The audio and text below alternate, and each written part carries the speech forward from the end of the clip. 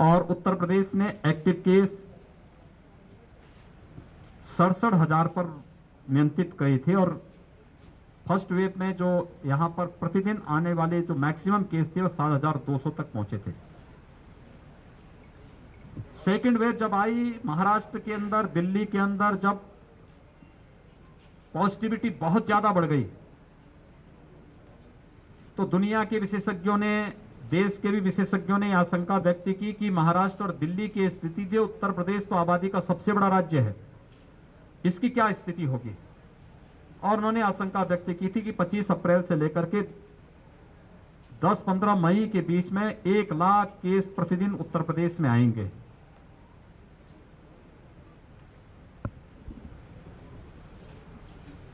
हमारी पूरी टीम ने, शासन ने, प्रशासन ने, जनप्रतिनिधियों ने, हमारे हेल्थ वर्कर्स ने, कोरोना वॉरियर्स ने, स्वयंसेवी संगठनों ने, आप सभी मिलकर के जो एक रिजल्ट दिया है, इसमें उत्तर प्रदेश के अंदर एक दिन में सबसे अधिक पॉजिटिव केस आने वाली जो तिथि थी वह थी 24 अप्रैल, जिसमें 38,055 केस आए थे। हमारे यहां जो सर्वाधिक एक्टिव केस जिस तिथि को पहुंचे थे वो 30 अप्रैल थी, जब 3,10,000 एक्टिव केस उत्तर प्रदेश में थे। और आज जब हम 16 मई में हैं, 16 मई को 24 घंटे में जो पॉजिटिव केस आए हैं वह आए हैं 10,600 और एक्टिव केस वह घट करके अब आए हैं 1,63,000 तक। यानी हम लोगों ने पिछले 15 दिनों के अंदर एक्टिव केस 1,47,000 से अधिक एक्टिव केस उत्तर प्रदेश के अंदर कम हुए हैं। टेस्ट एंड टेस्ट ट्रीट की इस मंत्र को अपना करके हम लोगों ने इसी कार्यक्रम को आगे बढ़ा करके इस दौर, यानी प्रदेश देश के अंदर सर्वाधिक टेस्ट करने वाला राज्य है। आज 4.5 करोड़ टेस्ट कर उत्तर प्रदेश अपना पूरा कर चुका है और ये एग्रेसिव कैंपेन इस दिशा में उत्तर प्रदेश के द्वारा प्रारंभ निरंतर चल रही है। पहला कोरोना पॉजिटिव जब यूपी में आया था तब हमारे पास टेस्ट की सुविधा नहीं थी। आज 2.5 से 3 लाख टेस्ट प्रतिदिन हम लोग कर सकते हैं। हमारे पास बेड्स नहीं थे। हमने फर्स्ट वेव में L1 फैसिलिटी के बेड की आवश्यकता थी, 1,16,000 तक उसे पहुंचाया था। L2 L3 की 23,000 तक हमने बेड्स पहुंचाए थे। लेकिन सेकेंड वेव में L1 फैसिलिटी के बेड की आवश्यकता नहीं थी, L2 L3 की फैसिलिटी की आवश्यकता पड़ी, तो हम आज 80,000 तक पहुंचा चुके हैं। फर्स्ट वेव में ऑक्सीजन की इतनी आवश्यकता नहीं थी, लेकिन सेकेंड वेव में ऑक्सीजन की आपूर्ति कई गुना ज्यादा बढ़ी। लोगों ने डिमांड की ऑक्सीजन की, जिससे पहली बार देश के अंदर ऑक्सीजन एक्सप्रेस भारत सरकार के सहयोग से चले। एयरफोर्स के जहाजों के माध्यम से ऑक्सीजन के टैंकर भेजे जाते थे, वहां से ट्रेन के माध्यम से मंगाए जाते थे। और आज हम लोगों ने हर जनपद में सरप्लस ऑक्सीजन तक उपलब्ध कराने में इस दौरान हम लोग सफल रहे हैं। लेकिन फ्यूचर की आवश्यकता को ध्यान में रखकर ऑक्सीजन आत्मनिर्भरता की दिशा से अकेले मेरठ मंडल के अंदर 35 नए ऑक्सीजन प्लांट लगाने की कार्रवाई वर्तमान में चल रही है और जिसमें अकेले मेरठ जनपद में 10 ऑक्सीजन प्लांट वर्तमान में, जिन पर या तो कार्य प्रारंभ हो चुका है या जिन पे कार्य होने जा रहा है, जिससे आने वाले समय में यहाँ के मेडिकल कॉलेजेज, हॉस्पिटल और CSCs में ज्यादातर को हम लोग ऑक्सीजन की दिशा से आत्मनिर्भर कर सकेंगे और बाहर से ऑक्सीजन लाने की आवश्यकता नहीं पड़ेगी। तो ऑक्सीजन कंसंट्रेटर भी हर एक जनपद को इस दौरान उपलब्ध कराए गए हैं। एक आशंका जो व्यक्त की जा रही है वह 2-3 चीजों को लेकर, एक गांव में इन्फेक्शन की दिशा से उत्तर प्रदेश ने 2 मई से ही इसके बारे में एडवाइजरी जारी कर दी, जिसमें निगरानी समितियां स्क्रीनिंग का कार्य कर रही हैं। हर लक्षण युक्त और संदिग्ध व्यक्ति को मेडिकल किट उपलब्ध करा रही है। उनकी सूची ICCC के साथ दे करके फिर ICCC से रैपिड रिस्पांस टीम वहां जाकर के एंटीजन टेस्ट करती है। उन्हें मरीज के लक्षण के अनुसार हॉस्पिटलाइज करना, क्वारंटीन सेंटर में रखना या होम आइसोलेशन में रखना, इन सब पर कार्य हो रहा है। और एक एग्रेसिव कैंपेन वर्तमान में पूरे प्रदेश के अंदर 97,000 राजस्व गांवों के जिससे लेकर के राज्य सरकार ने लिया है। और यह अभियान हमारी 60,000 से अधिक जो निगरानी समितियां बनाई हैं, जिसमें 8 से लेकर के 10 सदस्य हर निगरानी समिति में हैं और 12,000 नगरीय क्षेत्रों में ये निगरानी समितियां वर्तमान में कार्य कर रही हैं। इसके माध्यम से हम लोग ग्रामीण क्षेत्र में भी कोरोना के संक्रमण से बचाव के अभियान प्रारंभ कर रहे हैं।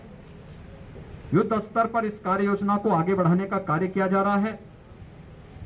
इसके साथ ही पोस्ट कोविड पेशेंट भी हमारे सामने आ रहे हैं। ब्लैक फंगस से जुड़े हुए कुछ मामले आए हैं। कल ही राज्य सरकार ने ब्लैक फंगस के लिए प्रदेश के अंदर एक क्राइसिस मैनेजमेंट ग्रुप हम लोगों ने बनाया है, जिसमें प्रदेश और देश के चिकित्सा विशेषज्ञों को रखा गया है।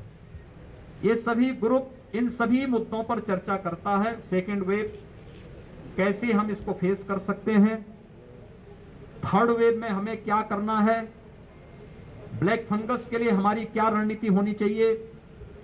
कल उत्तर प्रदेश ने इसकी एक एडवाइजरी पूरे जनपदों में जारी कर दी है। इसकी लाइन ऑफ ट्रीटमेंट क्या होगी, क्या सावधानी बरतनी चाहिए। किसी भी पेशेंट के बारे में जो हाई रिस्क कैटेगरी पहले से पहले वेव में कहा जा रहा था कि मधुमेह से जुड़े, डायबिटीज से जुड़ा हुआ पेशेंट, उसको क्या सावधानी रखनी चाहिए, या हाई रिस्क कैटेगरी से जुड़े हुए लोगों को क्या सावधानी रखनी चाहिए, इन सभी को लेकर के कल एक व्यापक एडवाइजरी जारी की है। और इसके लिए भी मुफ्त में उपचार की व्यवस्था हर एक जनपद में बनाने की कार्रवाई के निर्देश दिए गए हैं। इसके साथ ही वैक्सीनेशन के कार्यक्रम को आगे बढ़ाने और थर्ड वेव को रोकने के लिए भी राज्य सरकार ने अपनी व्यापक रणनीति बनाई है। 45 से ऊपर के लोगों को भारत सरकार मुफ्त में वैक्सीन उपलब्ध करवा रही है। और मुफ्त में वैक्सीन उपलब्ध करवाने की इस कार्रवाई के साथ प्रदेश में अब तक हम लोगों ने 1.5 करोड़ लोगों को वैक्सीन हम दे चुके हैं। 18 प्लस में मेरठ जो कमिश्नरी है, इसमें 50,000 यूथ को अब तक वैक्सीन दिया जा चुका है। वैक्सीनेशन का एक कार्यक्रम हम लोगों ने फेज वाइज 18 प्लस के लिए फेज वाइज प्रारंभ किया है। पहले 9 जनपद जो सर्वाधिक एक्टिव केसेस जहां पे थे, पॉजिटिविटी ज्यादा थी, उन पे किया। फिर सभी नगर निगमों में हमने इसको लागू किया। अब सभी नगर निगमों के साथ ही हर कमिश्नरी मुख्यालय पर भी हम लोग कल से 23 जनपदों में 18 प्लस का वैक्सीनेशन का कार्यक्रम प्रारंभ होने जा रहा है। युद्ध स्तर पर इस कार्यक्रम को आगे बढ़ाने के साथ ही प्रदेश सरकार ने एक व्यापक रणनीति बनाई है, जो कि कोरोना कर्फ्यू को 1 सप्ताह के लिए आगे बढ़ाने का कार्य हुआ है। इस दौरान राज्य सरकार ने उन सभी लोगों को, 15 करोड़ लोगों को, जो पात्र गृहस्थी के, अंत्योदय के कार्ड धारक हैं, लेबर क्लास के लोग हैं, जरूरतमंद हैं, ऐसे लगभग 15 करोड़ लोगों को मुफ्त में राशन उपलब्ध कराने की 3 महीने का मुफ्त में राशन उपलब्ध कराने के कार्य को आगे बढ़ाया है। यह राशन प्रधानमंत्री गरीब कल्याण पैकेज के अतिरिक्त होगा। प्रधानमंत्री गरीब कल्याण पैकेज में एक यूनिट में 5 किलो खाद्यान्न निःशुल्क उपलब्ध कराया जा रहा है। उसके अतिरिक्त ये खाद्यान्न उसके अतिरिक्त होगा। इसके अलावा स्ट्रीट वेंडर, रिक्शा चालक, ई रिक्शा चालक, जितने भी लेबर, संगठित और संगठित क्षेत्र के जितने भी लेबर हैं, हमारे नाविक हैं, कुली हैं, पल्लेदार हैं, मोची हैं, नाई है, धोबी है, इन सभी लोगों को भी जो प्रतिदिन कमाते थे और उससे अपने परिवार की आजीविका चलाते थे, उनको भरण पोषण भत्ता भी देने की व्यवस्था राज्य सरकार ने कल इसको स्वीकृति दी है। और हर एक जनपद में हम लोगों ने इसकी व्यापक योजना बना करके इसको लागू करने का कार्य किया है।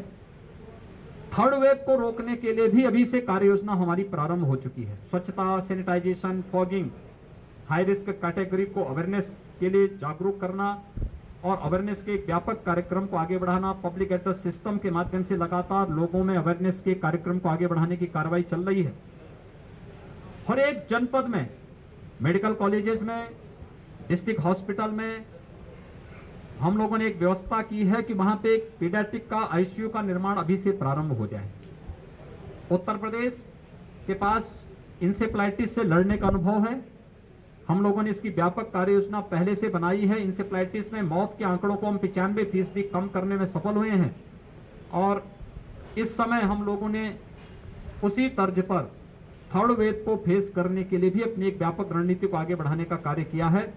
हमारी जो प्रदेश के अंदर विशेषज्ञों की समिति है वह निरंतर इस पर कार्य कर रही है। भारत सरकार के मार्गदर्शन में, भारत सरकार के सहयोग से हम इसको भी नियंत्रित करने में सफल होंगे। मेरी आप सबसे भी अपील होगी कि इस महामारी से लड़ने में एक बहुत बड़ा रोल अवेयरनेस का होगा और मीडिया का बहुत बड़ा रोल हो सकता है पब्लिक अवेयरनेस में। हाई रिस्क कैटेगरी से जुड़े हुए लोग जो पहले चरण से ही, पहले फर्स्ट फेज से ही कहा जा रहा है कि फर्स्ट वेव के समय की हाई रिस्क कैटेगरी के लोग बाहर न निकले, जिन्हें ब्लड प्रेशर है, जिन्हें शुगर है, जो कैंसर के रोगी हैं, जो हार्ट के पेशेंट हैं या किडनी के पेशेंट हैं, वे घर से बाहर न निकले, घर में भी मास्क लगा करके चले।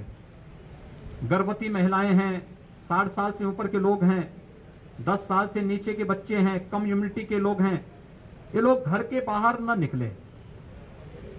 शेष अन्य लोगों को निकलना ही हो तो मास्क लगा करके चले, मास्क और 2 गज की दूरी का पालन करें। किसी वस्तु को छू रहे हैं तो सैनिटाइजर से हाथ साफ कर लें या साबुन पानी से साफ करें, हाथ साफ करें। इन सभी नियमों के बारे में अगर पब्लिक को हम अवेयर कर सकें, जागरूक कर सकें, तो एक बहुत बड़ा कार्य जो है कोरोना को रोकने की दिशा से और उसके चेन के संक्रमण की चेन को ब्रेक करने में हम लोग काफी हद तक सफल हो सकते हैं। देश की कोरोना के खिलाफ इस लड़ाई में आपके माध्यम से भी सभी लोग जागरूक हो सकेंगे। इस अपील के साथ आप सबको बहुत बहुत धन्यवाद। मुख्यमंत्री योगी आदित्यनाथ को सुन रहे थे आप कि किस तरह से मजबूती के साथ लड़ाई को आगे बढ़ाया जाएगा, क्या रणनीति हुई जिस पर काम किया गया, जिससे कोविड के बढ़ते मामलों को कंट्रोल किया गया और आगे क्या योजना है उसके बारे में भी यहां पर बताते हुए मुख्यमंत्री योगी। एक्टिव केस लगातार कम हो रहे हैं, 10,682 नए कोरोना केस आज सामने आए हैं और लगातार अलग अलग जिलों का दौरा कर रहे हैं मुख्यमंत्री। खुद पूरे हालात पर नजर बनाए हुए हैं, देख रहे हैं कि कहां किस तरह की व्यवस्था है, क्या दिक्कत, क्या परेशानी है। और आज वेस्टर्न यूपी के दौरे पर हैं मुख्यमंत्री योगी आदित्यनाथ। तो खुद इस बार सेकेंड वेव में कोविड पॉजिटिव हुए थे, लेकिन जब से वापस लौटे हैं रिकवर होकर लगातार पूरी तरह एक्शन मोड में हैं मुख्यमंत्री।